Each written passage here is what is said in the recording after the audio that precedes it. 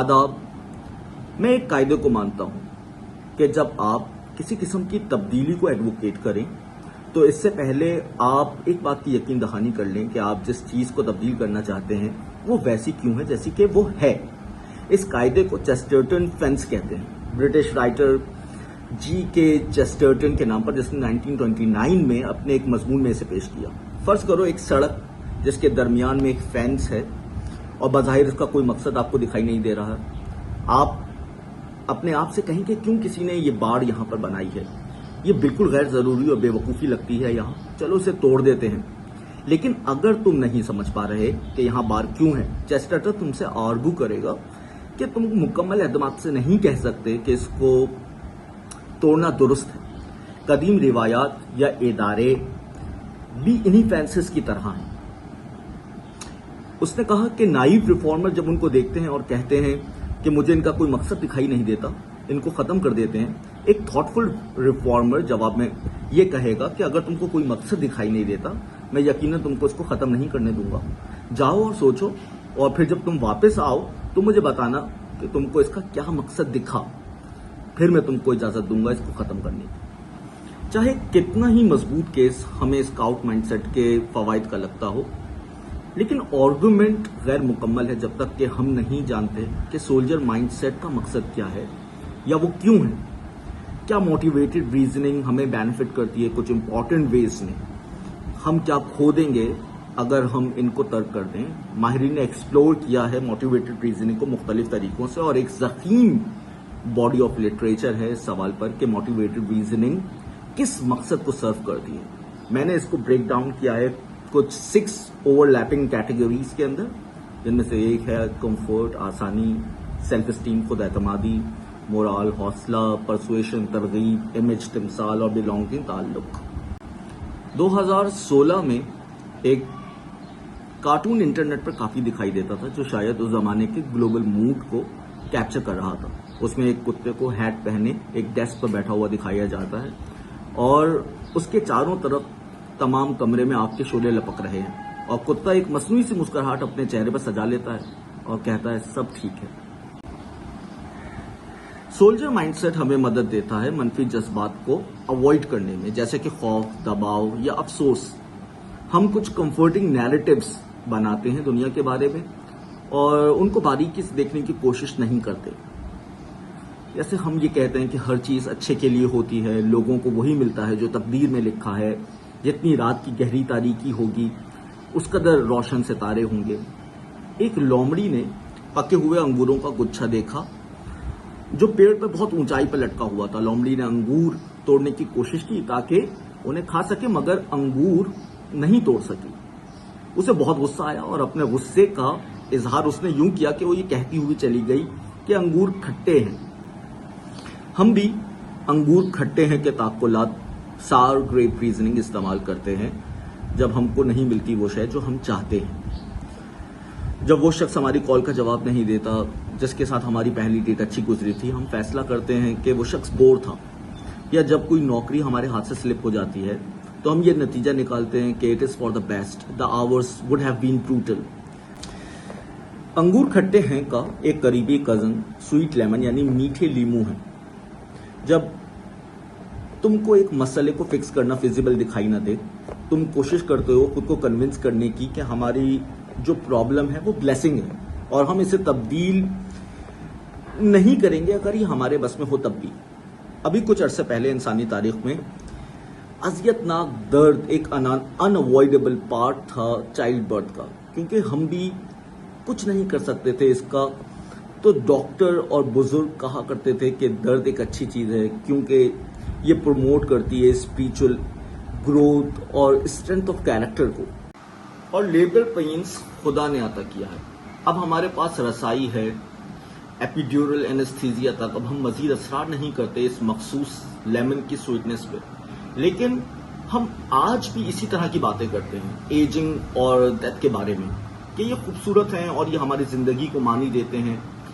शायद मौत एक ईवल नहीं है बल्कि एक ब्लेसिंग है। अब जरा इस कहानी में एक और शिकन का इजाफा करते हैं। कंफर्टिंग बिलीव्स हमेशा ऑप्टिमिस्टिक मालूम नहीं होते, कभी कभार वो इसके बरक्स होते हैं। अगर आप अपनी क्लास में स्ट्रगल कर रहे हैं तो ये बहुत टेम्पटिंग होगा कंक्लूड करना कि पॉइंटलेस है, मैं और भी अपने ग्रेड्स को ऊपर नहीं कर पाऊंगा। जिस लम्हे हम गिव अप करते हैं, हम तजर्बा करते हैं एक तरह का रिलीफ। हाँ, तुम फैसला करोगे कि कोई फायदा नहीं है तैयारी करने का, पोटेंशियल फ्यूचर डिजास्टर जैसे जलजला या सुनामी का। अक्सर लोग हार मान लेते हैं और कहते हैं कि ये किस्मत है, ये हमारे कंट्रोल से बाहर है। इलेक्शन मूवी में एक कैरेक्टर है ट्रेसी फ्लिक, जो बहुत एम्बिशियस और मेहनती है, लेकिन वो दोस्त बनाने में स्ट्रगल करती है। लेकिन वो खुद से कहती है कि मैंने ये एक्सेप्ट कर लिया है कि मैं एक सोलो फ्लायर हूं, और अगर तुमको अजीम बनना है तो तुमको तन्हा होना पड़ेगा। बिल्कुल इसी तरह हम अक्सर सोल्जर माइंडसेट को इस्तेमाल करते हैं अपनी ईगो को प्रोटेक्ट करने के लिए। ऐसे फ्लैटरिंग नरेशंस बिल्ड करते हैं अनफ्लैटरिंग फैक्ट्स के लिए।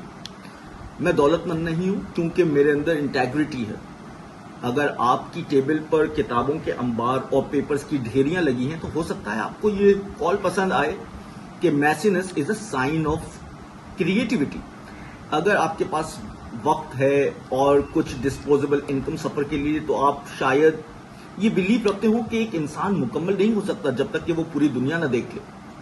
अगर आपके सेट में बुरे नंबर आए हैं तो आप इस आर्गुमेंट से सिंपैथेटिक होंगे कि स्टैंडर्डाइज टेस्ट कभी ये मेजर नहीं कर सकते कि आप कितने स्मार्ट हैं। वो सिर्फ ये बता सकते हैं कि how good you are at taking test. जो तुलबा कंसिस्टेंटली अंडर परफॉर्म करते हैं अपनी तवक्कुआत से, इस नतीजे पर पहुंचने लगते हैं कि ग्रेड्स इतने अहम नहीं हैं।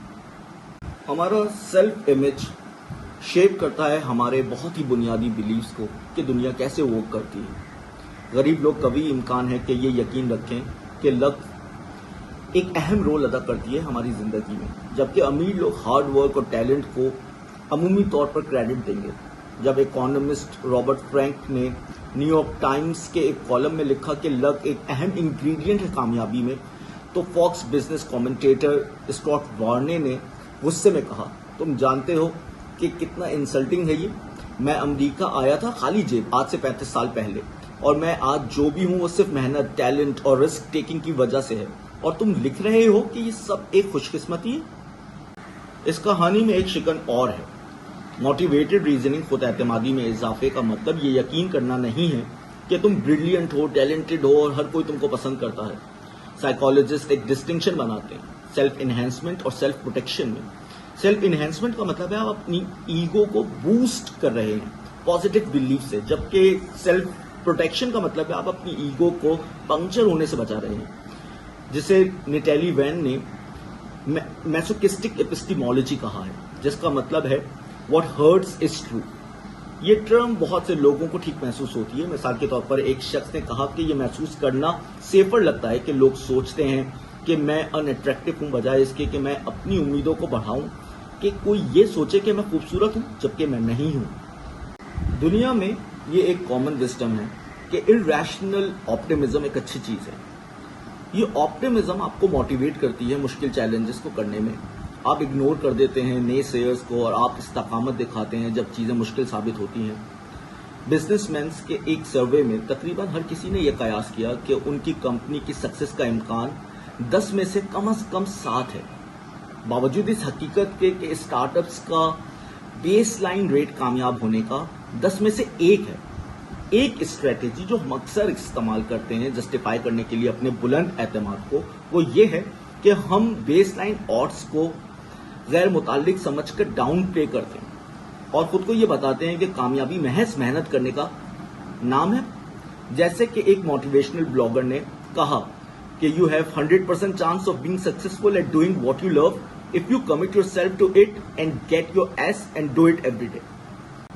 एक और मेंटल मूव ये है कि हम सिलेक्टिवली फोकस करते हैं किसी सिचुएशन के उन फीचर्स को जो जवाब पेश करते हैं हमारे ऑप्टिमिज्म का, और हम नजरअंदाज कर देते हैं उन पहलुओं को जो जस्टिफाई करते हैं हमारे पेसिमिज्म को। मेरा एक दोस्त एक ऑर्गेनाइजेशन का आगाज कर रहा था और जानता था कि अक्सर ऑर्गेनाइजेशंस नाकाम हो जाती हैं, लेकिन उसने खुद को रीअश्योर किया इस ख्याल से कि वो एक पॉजिटिव पोजीशन में है बहुतों से, क्योंकि उसके पास पहले से ही एक बैकर्स का नेटवर्क था। ये बात दुरुस्त थी और उनके ऑप्टिमिज्म का एक अच्छा रीजन था, लेकिन वो एक और चीज को ऑब्जर्व कर सकता था کہ اس کی آرگنائزیشن ورسٹ پوزیشن میں ہے بہت سو سے، کیونکہ وہ سب ینگ تھے اور ناتجربہ کار تھے، جو کہ ایک درست مشاہدہ تھا۔ لنڈن بی جانسن ایک سینیٹر تھا۔ جب اسے ضرورت محسوس ہوتی تھی لوگوں کو کسی بات پر کنونس کرنے کی، وہ اپنی پوزیشن کو آرگیو کرنے کی پریکٹس کرتا جذبے سے اور بار بار، تاکہ وہ خود اس بات پہ یقین کرنے پر آمادہ ہو جائے، اور بالآخر وہ اپنی پوزیشن کو مکمل یقین کے ساتھ دفاع کرنے کے قابل ہو جاتا تھا، کیونکہ اس وقت تک وہ اس بات پہ یقین کر لیتا۔ اس سے غرض نہیں کہ ابتدا میں اس کا یقین کیا تھا۔ جب ہم کو ضرورت ہوتی ہے کسی معاملے میں دوسرے لوگوں کو قائل کرنے کی، ہم پہلے خود موٹیویٹڈ ہو جاتے ہیں اس پر یقین کرنے کے لیے، اور تلاش کرتے ہیں آرگومنٹس اور ایویڈنس اپنے دفاع میں استعمال کرنے کے لیے۔ لابسٹ، سیل پیپل اور فنڈ ریزرز اپنے کاز کی اسٹرینتھ کو بڑھا چڑھا کر دکھاتے ہیں، جبکہ اس کے مقابلے میں ان کی نقائص کو معمولی بنا کر پیش کرتے ہیں تاکہ اسے لوگوں کو بیچنے میں آسانی ہو۔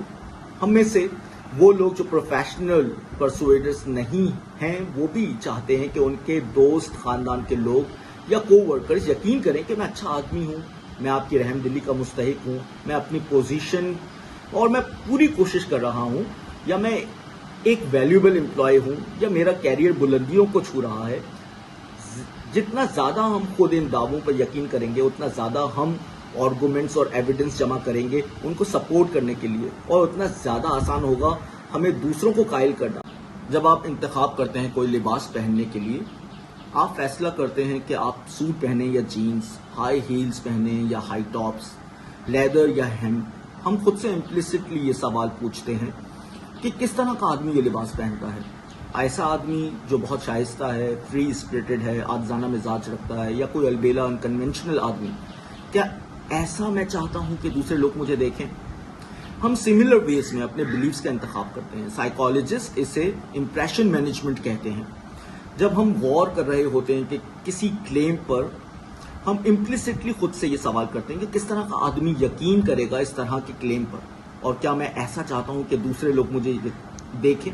مختلف لوگ خود کو پیش کرتے ہیں مختلف انداز میں اپنے لباس کے ذریعے، اور یہی بات درست ہے اپنے بلیفز کے لیے بھی۔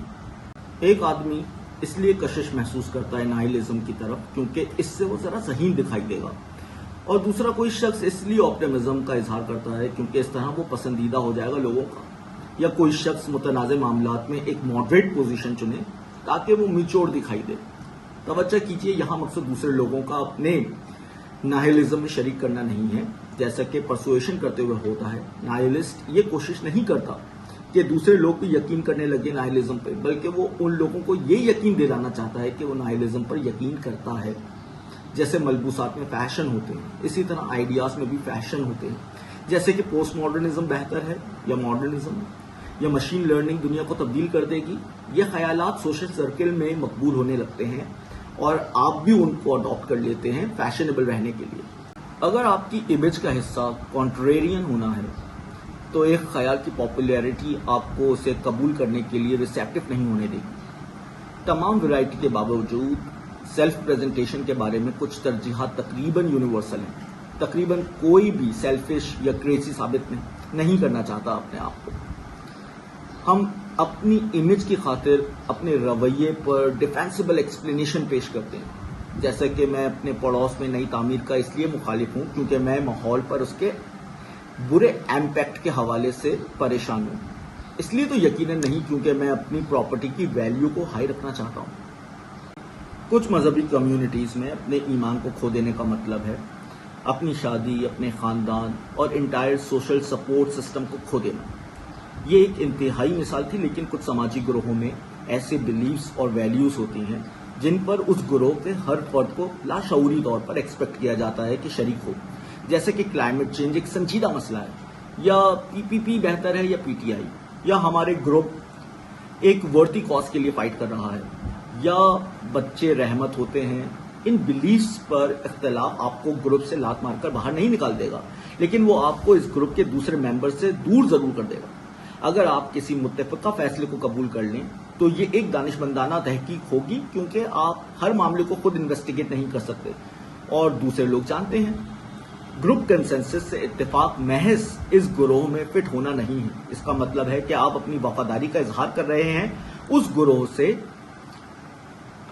इन सबूतों को रिजेक्ट करने में जो थ्रेटन कर रहे हैं आपकी इज्जत को। जो लोग स्ट्रांगली आइडेंटिफाई करते हैं गेमर्स से, वो ये मानते हैं कि जब कोई गेमर्स को तनकीद का निशाना बनाता है तो उन्हें ये अपनी ज़ाती बेइज्जती महसूस होती है और वो शक की निगाह से देखते हैं उन स्टडीज को जो ये जाहिर करती हैं कि मुतशद्दिद वीडियो गेम्स ज़रर रसा हैं।